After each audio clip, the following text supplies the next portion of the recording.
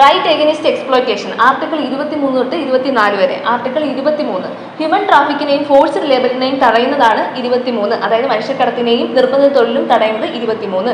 24 child labour അഥവാ ബാലവേലയെ നിരോധിക്കുന്നതാണ് 24. ഇനി നമുക്ക് 19 ഒന്ന് നോക്കാം. 19A freedom of speech and expression, അതായത് അഭിപ്രായ സ്വാതന്ത്ര്യത്തെ പറ്റി പറയുന്നത് 19A. 19B assemble peacefully without arms, അതായത് സമ്മേളിക്കാം, നമുക്ക് ആംസ് ഒന്നും ഇല്ലാതെ, ആയുധങ്ങൾ ഒന്നും ഇല്ലാതെ സമ്മേളിക്കാം. 19B. 19C അസോസിയേഷൻസ് അഥവാ യൂണിയൻസ് ഫോം ചെയ്യാം എന്ന് പറയുന്നത്, അതായത് സംഘടന രൂപീകരിക്കാം. C.